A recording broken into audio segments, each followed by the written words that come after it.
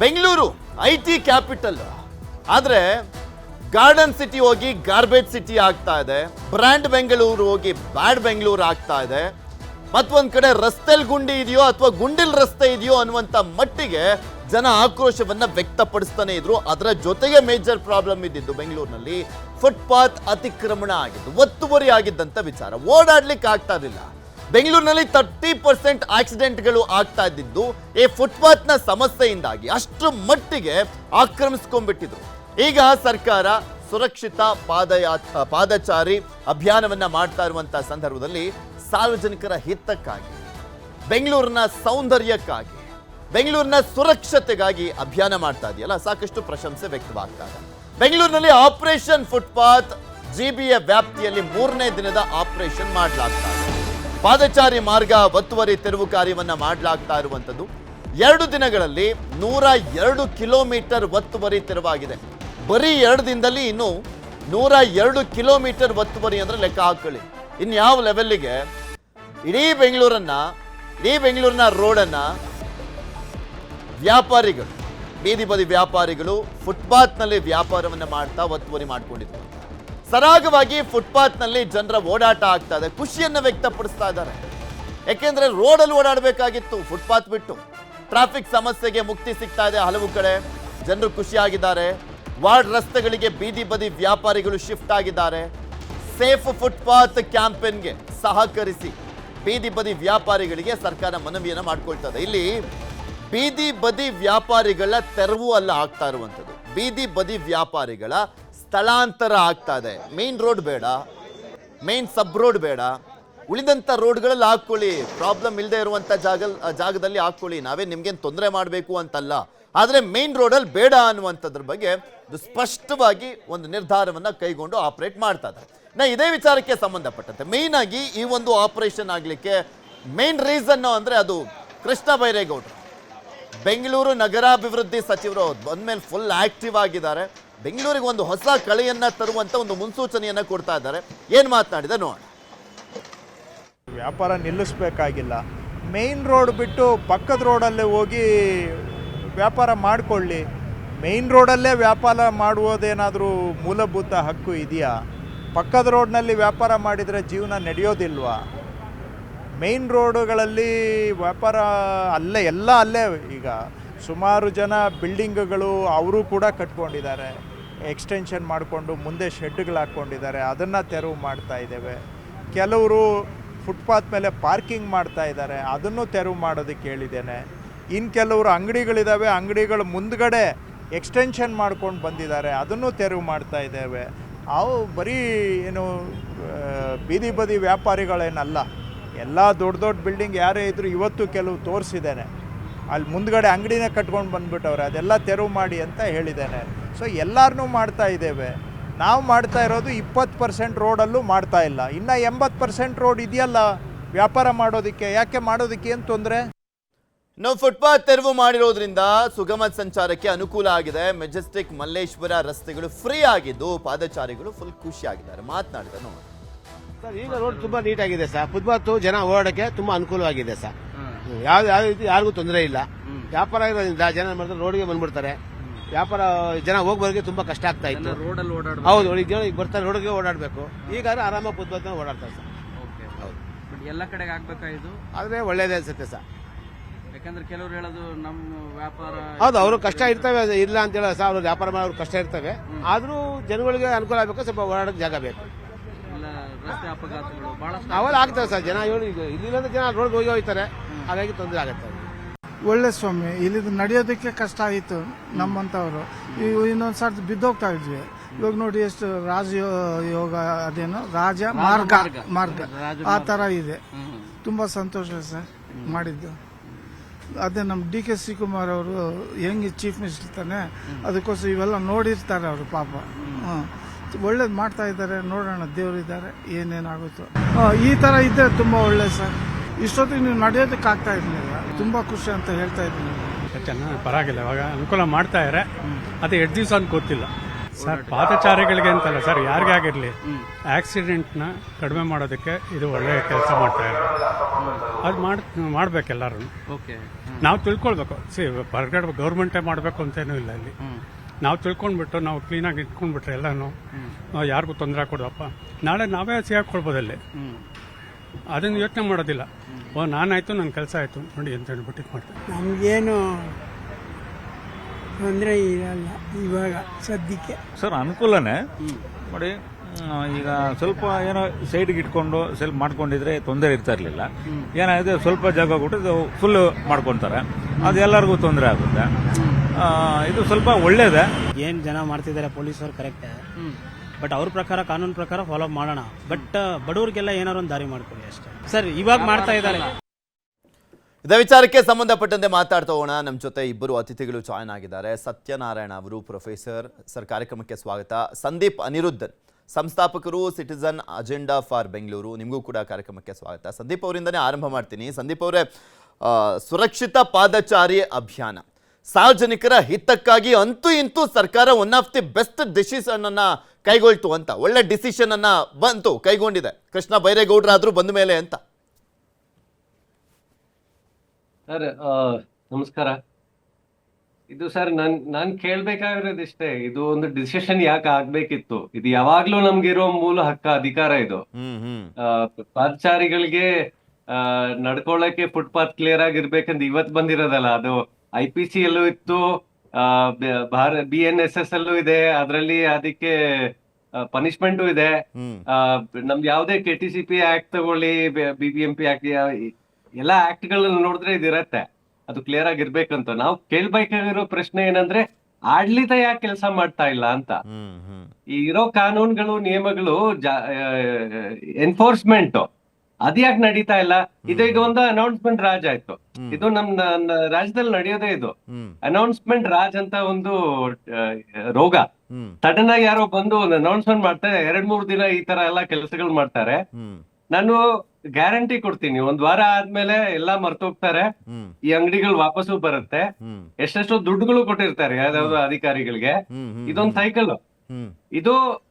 ಇದ್ಯಾಕ್ ನಡಿಬೇಕು ಈ ತರ? ಬೇರೆ ರಾಜ್ಯಗಳಲ್ಲಿ ಈ ತರ ಇದೆಯಾ? ಈಗ ಸಿಂಗಾಪುರ್ಗೆ ಹೋಗಿ ನೀವ್ ಎಲ್ಲಾದ್ರೂ ಫುಟ್ಪಾತ್ ಎನ್ಕ್ರೋಚ್ಮೆಂಟ್ ಕಂಡು ಬರುತ್ತಾ? ಅಲ್ಲಿ ನೀವೇನಾದ್ರೂ ಫುಟ್ಪಾತ್ ಮೇಲೆ ಹಾಕಕ್ ನೋಡಿ, ಅರ್ಧ ಗಂಟೆ 1 ಗಂಟೆ ಒಳಗಡೆ ನಿಮ್ ಫೈನ್ ಬೀಳತ್ತೆ. ಅದರಿಂದ ನೀವ್ ಮಾಡಲ್ಲ ಅಲ್ಲಿ. ಇಲ್ಲಿ ಯಾಕೆ ಆ ತರ ವ್ಯವಸ್ಥೆ ಇಲ್ಲ? ಇಲ್ಲಿ ಒಂದು ಇನ್ಸ್ಪೆಕ್ಷನ್ ಫೋರ್ಸ್ ಇಡಕ್ ಆಗಲ್ವಾ ನಮ್ ಸರ್ಕಾರಕ್ಕೆ?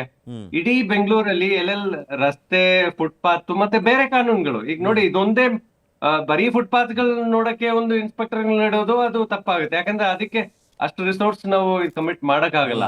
ಆದ್ರೆ ಎಲ್ಲಾ ನಿಯಮಗಳು, ಎಲ್ಲಾ ಕಾನೂನುಗಳು ಜಾರಿಗೊಳ್ಳಕ್ಕೆ ಒಂದು ಫೋರ್ಸ್, ಇನ್ಸ್ಪೆಕ್ಷನ್ ಫೋರ್ಸ್ ಅಂತ ಇಟ್ಕೊಳ್ಳಿ ಇಡೀ ಬೆಂಗಳೂರಲ್ಲಿ. ಎಷ್ಟೋ 1, 2, 3 ಅಥವಾ 5 ಕಿಲೋಮೀಟರ್ ಒಬ್ಬೊಬ್ಬ ಇನ್ಸ್ಪೆಕ್ಟರ್ ಕೆಳಗಡೆ ಕೊಟ್ಬಿಡಿ. ಅವರು ಬರೀ ಫುಟ್ಪಾತ್ ಇದ್ ಮಾತ್ರ ನೋಡೋದಲ್ಲ, ಫುಟ್ಪಾತ್ ಎಲ್ಲ ಎನ್ಫೋರ್ಸ್ಮೆಂಟ್ ತಕ್ಷಣ ಅವ್ರ ಆಕ್ಷನ್ ತಗೋಬಹುದು. ಮತ್ತೆ ಬೇರೆ ಕಾನೂನುಗಳು, ಬೈಲಾಸ್ ವೈಲೇಷನ್ ಆಗಿರುತ್ತೆ, ಅದ್ರ ಮೇಲೆ ಅವ್ರ ಆಕ್ಷನ್ ತಗೋಬಹುದು. ಫುಟ್ಪಾತ್ ಮೇಲೆ ಪಾರ್ಕಿಂಗ್ ಆಗಿದ್ರೆ ಅದ್ರ ಮೇಲೆ ಆಕ್ಷನ್ ತಗೋಬಹುದು.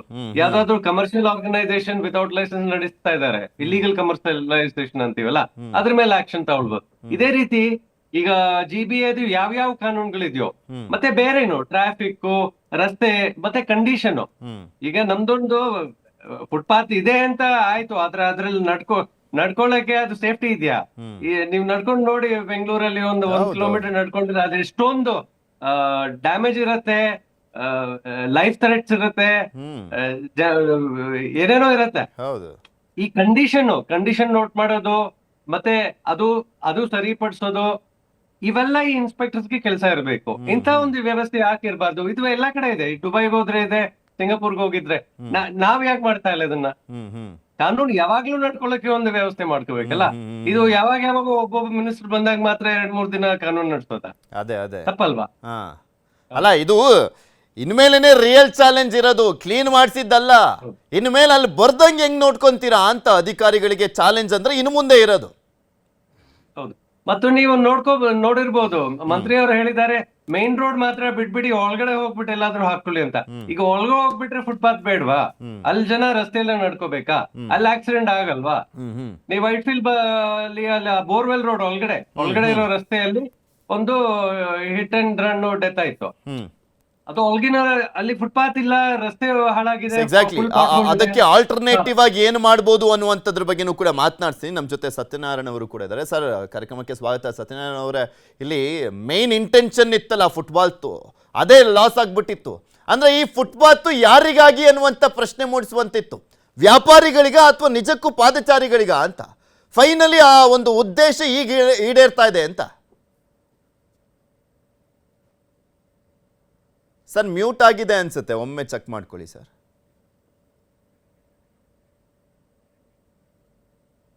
ಸಂದೀಪ್ ಸರ್, ಮೇನ್ಲಿ ನಾನು ಕೇಳಿದ್ನಲ್ಲ, ಈ ಫುಟ್ಪಾತ್ ಮೇನ್ ಇಂಟೆನ್ಷನ್ ಲಾಸ್ ಆಗಿ ಹೋಗ್ಬಿಟ್ಟಿತ್ತು. ಇಲ್ಲಿ ಯಾರಿಗಾಗಿ ಅನ್ನುವಂಥ ಪ್ರಶ್ನೆಯನ್ನ ಮೂಡಿಸ್ತಾ ಇತ್ತು. ಮತ್ತೆ ಸರ್, ಈ ಲೈವ್ಲಿಹುಡ್ ಪ್ರಶ್ನೆ ಬಂದಾಗ ಅದರಲ್ಲಿ ಹಲವಾರು ವ್ಯೂಸ್ ಇದೆ. ಅದ್ರಲ್ಲಿ ಒಂದೇನಂದ್ರೆ, ಒಂದು ಜೆನ್ಯೂನ್ ಆಗಿರ್ಬೇಕು, ಎರಡನೇದು ಅದಕ್ಕೂ ಒಂದು ವ್ಯವಸ್ಥೆ ಇರಬೇಕು. ಈಗ ಅದೇನೋ ವೆಂಡರ್ಸ್ ಆಕ್ಟ್ ಅಂತ, ಸ್ಟ್ರೀಟ್ ವೆಂಡರ್ಸ್ ಆಕ್ಟ್ ಅಂತ ಇದೆಯಲ್ಲ, ಅದ್ರಲ್ಲಿ ಎಲ್ಲೂ ಬರ್ದಿಲ್ಲ ಇರೋ ಫುಟ್ಪಾತ್ ಅಲ್ಲಿ ಎಲ್ಲಿ ಬೇಕಾದ್ರೂ ಆಕ್ಯುಪೈ ಮಾಡಿ ಅಂತ ಎಲ್ಲೂ ಬರ್ದಿಲ್ಲ. ಅದ್ರಲ್ಲಿಯೂ ವ್ಯವಸ್ಥೆ ಇದೆ. ಕಾನೂನು ಪ್ರಕಾರ ಸಿಟಿ ಗವರ್ಮೆಂಟ್ ಯಾವ ರೀತಿ ಅವ್ರಿಗೆ ವ್ಯವಸ್ಥೆ ಮಾಡ್ಕೊಡ್ಬೇಕು ಅಂತ ಜಾಗಗಳಲ್ಲಿ ಮಾತ್ರ ಅವರು ವ್ಯಾಪಾರ ನಡೆಸಬಹುದು. ಯಾವುದೇ ರೀತಿ ಫುಟ್ಪಾತ್ ಬ್ಲಾಕ್ ಮಾತಾಡ್ತೀನಿ. ಮತ್ತೊಮ್ಮೆ ಕನೆಕ್ಷನ್ ಸಿಕ್ಕಿದೆ ಸತ್ಯನಾರಾಯಣ ಸರ್ದು. ಸರ್, ಅವಾಗ್ಲೇ ಪ್ರಶ್ನೆ ಕೇಳಿದೆ, ಮಾತಾಡ್ಬೋದಾ ಈಗ? ಮಾತಾಡೋಣ ಸರ್. ನಮಸ್ಕಾರ. ನಮಸ್ಕಾರ, ಮಾತಾಡಿ. ನೋಡಿ, ಇವಾಗ ಸಂದೀಪ್ ಅವರು ಹೇಳ್ತಾ ಇದ್ದಿದ್ದು ಬಹಳ ಕೇಳಿಸ್ಕೊಂಡೆ ನಾನು. ಇಲ್ಲೇ ಹುಟ್ಟಿ ಬೆಳೆದಿರತಕ್ಕಂತ ನಮ್ಮಂತವ್ರಿಗೆ ಇದ್ರ ಅನುಭವ ಸಾಕಷ್ಟಾಗಿದೆ. ನೋಡಿ, ನಿಮ್ಗೆ ಉದಾಹರಣೆ ಕೊಡ್ಬೇಕು ಅಂದ್ರೆ, ನಾವು ಫುಟ್ಪಾತ್ ಮಾತಾಡುವಾಗ ಬಲಿ ತರಕಾರಿ ಮಾರೋರು ಅವ್ರು ಮಾರೋರು ಅಂದ್ವಿ. ಮುಖ್ಯವಾಗಿ ಈ ಗ್ಯಾರೇಜ್ಗಳು ನೀವು ಮುಖ್ಯವಾಗಿ ತಗೊಳ್ಳಿ. ಪ್ರತಿಯೊಂದು ರೋಡ್, ಜೆ.ಸಿ. ರೋಡ್ ಇರ್ಬೋದು, ಮಲ್ಲೇಶ್ವರ ಇರ್ಬೋದು, ಕನಕಪುರ ರೋಡ್ ಇರ್ಬೋದು, ಎಲ್ಲೇ ಇರ್ಬೋದು, ಬೆಂಗಳೂರಿನಲ್ಲಿ ಯಾವುದೇ ಭಾಗದಲ್ಲಿ ಇದ್ರು ಕೂಡ ಈ ಗ್ಯಾರೇಜ್ನವರು ತಮ್ಮ ಸ್ಕೂಟ್ರು ಯಾರು ಬಿಟ್ರೆ ರಿಪೇರಿಗಳಿಗೆ ಕಾರ್ಗಳು ಇದ್ದಾಗ ಫುಟ್ಪಾತ್ ಇಂದ ಆಚೆ ಕೂಡ ಬಂದಿರ್ತಾರೆ ಅವರು ರೋಡ್ ಹತ್ರ. ನೀರ್ಗಳು ಬಿಟ್ಟು ಅಲ್ಲಿ ಇರೋ ಕೊಳಕು ನೀರುಗಳು, ಅಲ್ಲಿ ತೊಳೆದಿರೋ ನೀರುಗಳು ಕೂಡ ರೋಡ್ ಅಲ್ಲಿ ಫುಟ್ಪಾತ್ ಅಲ್ಲಿ ಇರುತ್ತೆ. ನಾವು ನಮ್ಮ ಸ್ವಂತ ಅನುಭವ ನಿಮ್ಮ ಹತ್ರ ಹಂಚ್ಕೋಬೇಕು ಅಂದ್ರೆ, ಫಸ್ಟ್ ಮೊದಲು ನಿಮ್ಗೆ ಹೇಳೋದು, ಕೃಷ್ಣ ಬೈರೇಗೌಡರಂತ ಮಿನಿಸ್ಟರ್ಗಳು ಸಾಕಷ್ಟು ಜನ ಬರ್ಬೇಕು. ನಮ್ಮಲ್ಲಿ 5 ಝೋನ್ ಇದೆ ಇವಾಗ, ಗೊತ್ತಾಯ್ತಾ? ಗ್ರೇಟರ್ ಬ್ಯಾಂಗ್ಳೂರ್ ಅಥಾರಿಟಿಲಿ 5 ಝೋನ್ ಇದೆ. 5 ಝೋನ್ ಅಂತದನ್ನ ಕಂಟ್ರೋಲ್ ಮಾಡೋದು ಬಹಳ ಕಷ್ಟವಾದ ವಿಷಯ. ಸುಪ್ರೀಂ ಕೊಟ್ಟಿರೋ ಒಂದು ರೂಲಿಂಗ್ ಏನಿದೆ, ಪಾದಚಾರಿ ಹಕ್ಕು ಅನ್ನೋದು ಬಹಳ ಸ್ವಾಗತ. ಆಕ್ಚುಲಿ ಕಷ್ಟ ಏನಲ್ಲ ಸರ್, ಇವ್ರು ಕಷ್ಟ ಮಾಡಿ ಇಟ್ಬಿಟ್ಟಿದ್ದಾರೆ. ಎಲ್ಲಾ ಝೋನ್ಗಳಲ್ಲೂ ಎಲ್ಲಾ ರೀತಿಯಾದಂತ ಅಧಿಕಾರಿಗಳಿದ್ದಾರೆ. ಆದ್ರೆ ಇಚ್ಛಾಶಕ್ತಿ ಕೊರತೆ ಇತ್ತು, ಅದನ್ನ ತೋರಿಸ್ತಾ ಇದ್ದಾರೆ ಈಗ ಕೃಷ್ಣ ಬೈರೇಗೌಡರು ಅಷ್ಟೇ. ನಿಜವಾಗ್ಲೂ ನೀವು ಹೇಳಿದ ಮಾತು ಸತ್ಯ. ನೋಡಿ, ಅವ್ರನ್ನೇ ಭೇಟಿಯಾಗಿದ್ದೀನಿ ನಾನು ಒಂದ್ಸಲ ಕೂಡ. ಮನುಷ್ಯ ಡೌನ್ ಟು ಅರ್ತ್, ಇದ್ದಿದ್ದಂಗ್ ಮಾತಾಡುವಂತ ಮನುಷ್ಯ. ರಾಜಕೀಯದಲ್ಲಿ ಬಂದಿರ್ಬೋದು ನಿಜ, ಬಹಳಷ್ಟು ಓದಿದವರು, ಬಹಳಷ್ಟು ಅಧ್ಯಯನ ಮಾಡಿ ಅವರು ಯಾವುದೇ ಒಂದು ಡಿಸಿಷನ್ ತಗೊಳ್ತಾರೆ. ನನಗೆ ಬಹಳ ಸಂತೋಷ ಆಗೋದು ಏನಂದ್ರೆ, ಧೈರ್ಯವಾಗಿ ಕಾರ್ಯ ತಗೊಂಡಿದ್ದಾರೆ. ಯಾತಕ್ಕೆ? ಇದು ಮಾಫಿಯಾ ಗ್ಯಾಂಗ್ ಇದೆ. KR ಮಾರ್ಕೆಟ್ ಇರ್ಬೋದು, ಕಲಾಸ್ಪಾಳ್ಯಂ ಇರ್ಬೋದು, ಶಿವಾಜಿ ನಗರ ಇರ್ಬೋದು, ಸಾರಕ್ಕಿ ಸಿಗ್ನಲ್ ಇರ್ಬೋದು, ಮಲ್ಲೇಶ್ವರ ಇರ್ಬೋದು, ಯಶವಂತಪುರ ಇರ್ಬೋದು, ಯಾವುದೇ ಜಾಗ ತಗೊಂಡ್ರು ಕೂಡ ದೊಡ್ಡ ದೊಡ್ಡ ಬೇರೆ ಸ್ಟೇಟ್ ನಿಂದ ಬಂದು ಇಲ್ಲೊಂದು ಮಾಫಿಯಾ ಗ್ಯಾಂಗ್ ಅಂತ ಮಾಡ್ಕೊಂಡು ಎಲ್ಲರಿಗೂ ಹೆದರಿಸ್ತಾರೆ. ಫುಟ್ಪಾತ್ ನಲ್ಲಿ ನಾವೇನಾದ್ರು ನಡ್ಕೊಂಡು ಹೋಗ್ತಿದ್ದಾಗ ಯಾರು ಬಂದು ನಾವು ಏನ್ರಿ ಜಾಗ ಇಲ್ಲ ಅಂದ್ರೆ ಹೊಡಿಯೋಕ್ಕೂ ರೆಡಿ ಇದ್ದಾರೆ. ಇದು ನನ್ನ ಸ್ವಂತ ಅನುಭವ ನಿಮ್ಗೆ ಹೇಳ್ತಾ ಇದ್ದೀನಿ. ಇಲ್ಲಿ ನಾನಿರೋ ಇವಾಗ ಕನಕಪುರದ ಬಾಜು road, holiday village road, Mallasandra ಅಂತ ಏನಂತೀವಿ, ಅದು 7.5 ಮೀಟರ್ ವೈಟ್ ಟಾಪಿಂಗ್ ಹಾಕಿರೋ ರೋಡು, ಸುಮಾರು ಅಪಾರ್ಟ್ಮೆಂಟ್ ಇರೋ ರೋಡಲ್ಲಿ ಇಲ್ಲೂ ಕೂಡ ಇಟ್ಕೋತಾರೆ. ಅವ್ರಿಗೆ ಕುಮ್ಮಕ್ ಕೊಡಕ್ಕೆ ರಾಜಕೀಯ ವ್ಯಕ್ತಿಗಳಿದ್ದಾರೆ, ಗೊತ್ತಾಯ್ತಾ? ಅವ್ರು ಅದಲ್ಲದೆ ಕರಪ್ಷನ್ ಅಂತ ಏನ್ ನಡೀತಾ ಇದೆ, ಮುಖ್ಯವಾಗಿ ಎಲ್ಲಾ ಡಿಪಾರ್ಟ್ಮೆಂಟ್ನವರು ಸೇರ್ಕೊಂಡಿದ್ದಾರೆ. ಪೊಲೀಸ್ ಡಿಪಾರ್ಟ್ಮೆಂಟ್, BBMP ಎಲ್ಲರೂ ಇದ್ರು. ಇವಾಗ ನೀವು ಇವತ್ತು ತಿಳಿಸ್ತೀರಾ, ನಾನು ಕೃಷ್ಣ ಬೈರೇಗೌಡರನ್ನ ಮನವಿ ಮಾಡ್ಕೊಳ್ಳೋದು ಒಂದೇ ನಿಮ್ ಮೂಲಕ, ಏನಂದ್ರೆ ನೀವು ಮಾಡ್ತಾ ಇರೋ ಒಳ್ಳೆ ಕೆಲಸ ಸುಗಮವಾಗಿ ನಡಿಬೇಕು.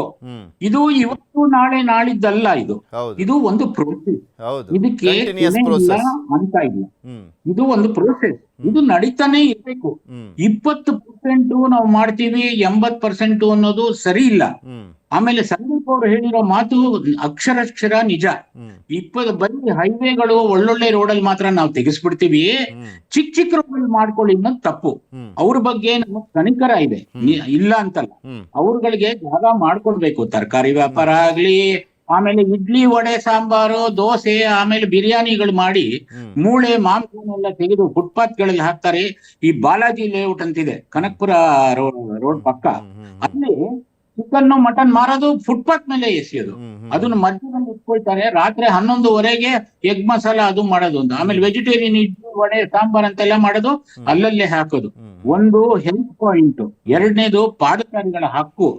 ಇದನ್ನ ಬಹಳ ಸೀರಿಯಸ್ ಆಗಿ ಸರ್ಕಾರ 1 ದಿನ 2 ದಿನ 30 ದಿನ 20 ದಿನ ಅಲ್ಲ, ಇದಲ್ವೇ ಅಲ್ಲ.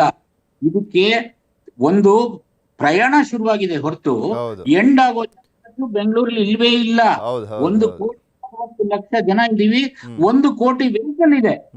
ಯಾವ ಸಿಟಿಲೂ ಇಲ್ಲ ನಮ್ ದೇಶದಲ್ಲಿ.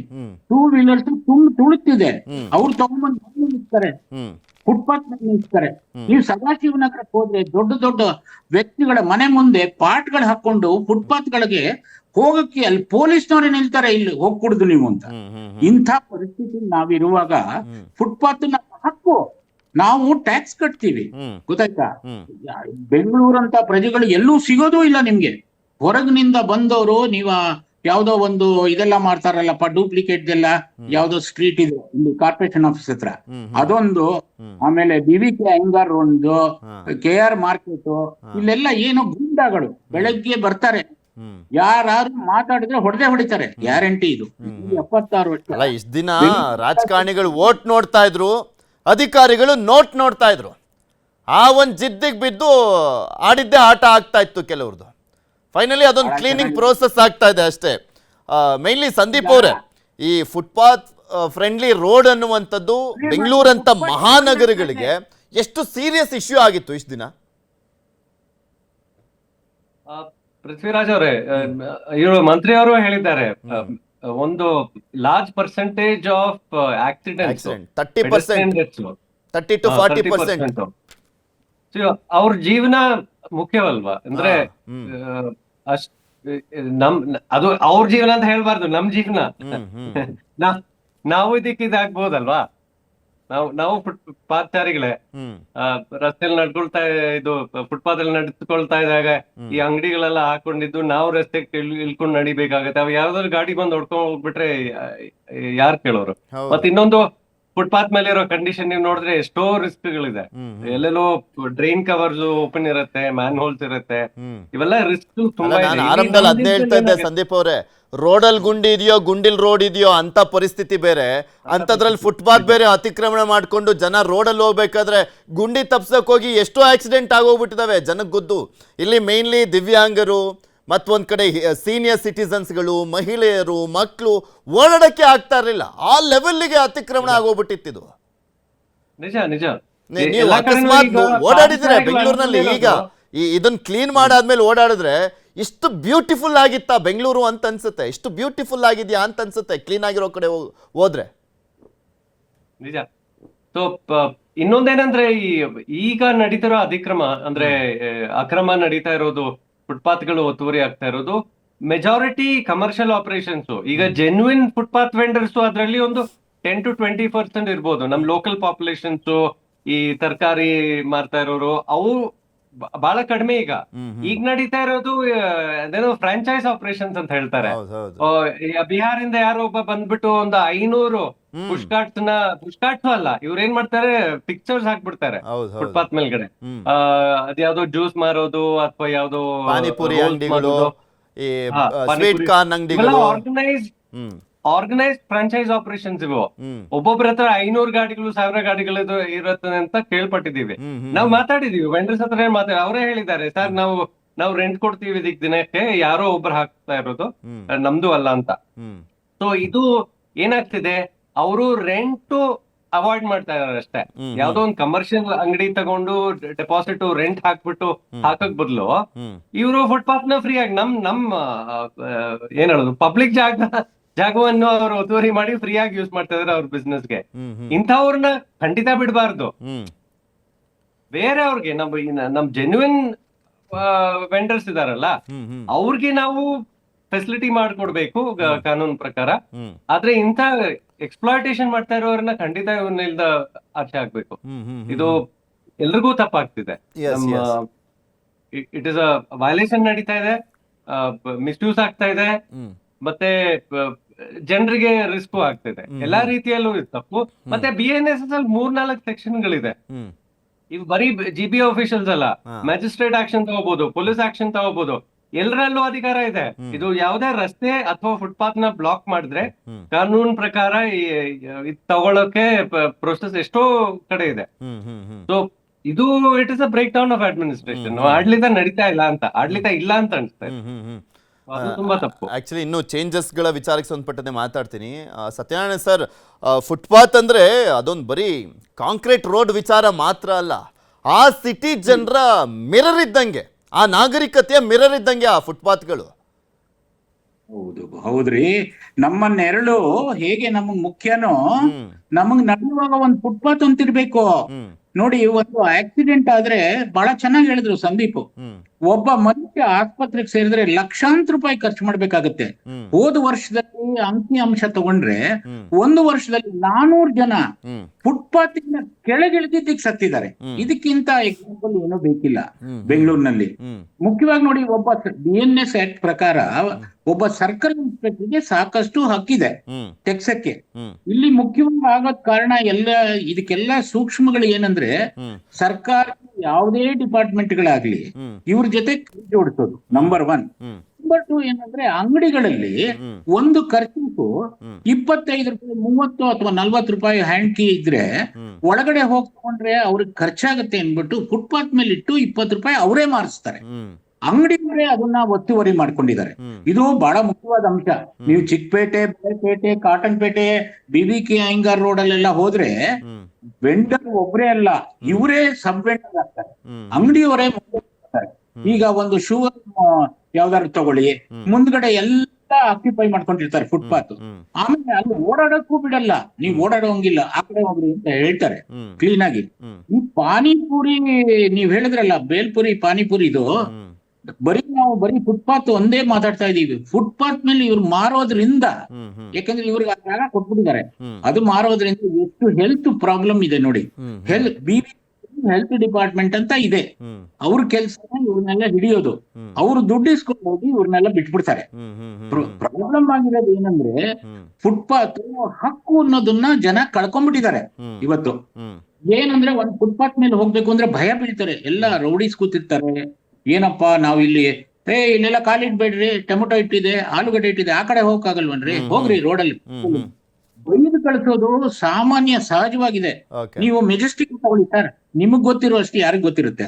ಮೆಜೆಸ್ಟಿಕ್ ನಲ್ಲಿ ನಿಮಗೆ ಇದು ಸರ್ದಾರ್ ಇದು SC ರೋಡ್ ಇಂದ ಆ ಕಡೆ ನೀವು ಹೋಗ್ಬೇಕಾದ್ರೆ ಅಂಡರ್ ಗ್ರೌಂಡ್ ಅಲ್ಲಿ ಪ್ರತಿಯೊಂದು ವೆಂಡರ್ ಇದ್ದಾರೆ. ಇದುವರೆಗೂ ಸಾಕಷ್ಟು ಚಾನೆಲ್ಗಳು ನೀವು ಸೇರಿ ಎಲ್ಲಾ ವಿಡಿಯೋ ಮಾಡಿ ಎಲ್ಲಾ ಚಾನೆಲ್ ಅಲ್ಲೂ ಹಾಕಿದ್ರೆ ಏನಾಯ್ತು, ಅಲ್ಲಿ ಓಡಾಡ್ಲಿಕ್ಕೆ ಭಯ ಆಗುತ್ತೆ. ಯಾವ ಆಕ್ಷನ್ ತಗೋತಿಲ್ಲ ಉಪ್ಪಾರ್ಪೇಟ್ ಪೊಲೀಸ್ ಸ್ಟೇಷನ್. ತಗೋಬೇಕು. ಏನ್ ಮಾಡ್ತಾ ಇದ್ರು ಇವರು, ಯಾತಕ್ಕೋಸ್ಕರ? ಬರೀ ಅವ್ರಿಗೆ ಏನ್ ಹೋಗ್ಬೇಕು, ಮಾಮೂಲಿ ಹೋಗುತ್ತಲ್ಲ ಸರ್, ಅವ್ರಿಗೆ ಬೇಕಾಗಿರೋ ದುಡ್ಡು ಅಷ್ಟ್ ಬಂದ್ರೆ ಸಾಕಲ್ಲ. ನಿಮಗೆ ಹೊಡೆದ್ರೆ ಏನಂತೆ, ಬಿಟ್ರೆ ಏನಂತೆ ಅವರಿಗೆ. ಓಕೆ ಸರಿ, ಓಕೆ ಓಕೆ ಸಂದೀಪ್ ಅವರೇ, ಸ್ಟಿಲ್ ಇನ್ನು ಏನೇನೆಲ್ಲ ಚೇಂಜಸ್ ಆಗ್ಬೇಕು ಒಂದು ಕ್ಲೀನ್ ಸಿಟಿಗೆ, ಬ್ಯೂಟಿಫುಲ್ ಸಿಟಿ ಆಗಬೇಕು ಅನ್ನೋದ್ರ ಜೊತೆಗೆ, ಒಂದು ಮಹಾನಗರ ಅಂತ ಬಂದಂತ ಸಂದರ್ಭದಲ್ಲಿ, IT ಕ್ಯಾಪಿಟಲ್ ಅಂತ ಬರುವಂತ ಸಂದರ್ಭದಲ್ಲಿ ಮೇನ್ ಆಗಿ ಕಾಣಿಸೋದೆ ಬೆಂಗಳೂರು. ಏನ್ ಚೇಂಜಸ್ ಆಗ್ಬೇಕಾಗಿದೆ ಇನ್ನೂ? ಇದು ಸ್ಟಾರ್ಟಿಂಗ್ ಅಷ್ಟೇ. ನಿಮ್ಗೆ ಗೊತ್ತಿದ್ದಿಲ್ಲ, ಈಗ ನಾವು ಬರೀ ಹೇಳ್ಕೊಳ್ಳೋದು IT ಕ್ಯಾಪಿಟಲ್ ಅಂತ. ನಮ್ದು ಇಲ್ಲಿ ವಾಸ ಮಾಡೋರ್ಗೆಲ್ಲ ಇದೊಂದು IT ಸ್ಲಮ್ ಆಗ್ಬಿಟ್ಟಿದೆ ಅಂತ ಗೊತ್ತಿರೋದೇ ಅಲ್ವಾ. ಅದಕ್ಕೆ ಕಾರಣ ಏನು? ಕಾನೂನು ಜಾರಿಗೊಳಿಸ್ತಾ ಇಲ್ಲ ಯಾರು. ಸೊ ಇದು ಇವತ್ತು ನಡೀತಾ ಇರೋದು, ನಾವು ಅಷ್ಟೆಲ್ಲ ಕ್ರಿಟಿಸೈಸ್ ಮಾಡೋದ್ ಬೇಡ. ಮಂತ್ರಿ ಅವ್ರು ಏನೋ ಒಂದು ಒಳ್ಳೆ ಸ್ಟೆಪ್ ತಗೊಳ್ತಾ ಇದಾರೆ, ಆದ್ರೆ ಅದು ಆರ್ಬಿಟ್ರರಿ ಆಡ್ ಹಾಕ್ ಇರಬಾರ್ದು, ಅಂದ್ರೆ ತಾತ್ಕಾಲಿಕ ಅನಿಯಂತ್ರಿತ ಇರಬಾರ್ದು. ಇದು ಒಂದು ವ್ಯವಸ್ಥೆ ಪ್ರಕಾರ ರೂಲ್ ಆಫ್ ಲಾ ವಾಪಸ್ ತಂದ್ರೆ ಇದು ಮತ್ತೆ IT ಕ್ಯಾಪಿಟಲ್ ಆಗ್ಬೋದು, ಗಾರ್ಡನ್ ಸಿಟಿ ಆಗ್ಬೋದು, ಮತ್ತೆ ಒಂದ್ ಒಳ್ಳೆ ಜಾಗ ಆಗ್ಬೋದು ಬೆಂಗಳೂರು. ಈಗ ಇಲ್ದೇ ಇರೋದು ರೂಲ್ ಆಫ್ ಲಾ. ಇದೆಲ್ಲರಿಗೂ ಗೊತ್ತಿರೋದೆ, ಎಲ್ಲಾ ಅಧಿಕಾರಿಗಳು ಇರೋದೇನಕ್ಕೆ, ನಾವು ಅವ್ರಿಗೆ ಸಂಬಳ ಕೊಟ್ಟು ಇಟ್ಕೊಂಡಿರೋದು ಬರೀ ಕಾನೂನನ್ನ ಜಾರಿಗೊಳಿಸೋಕೆ.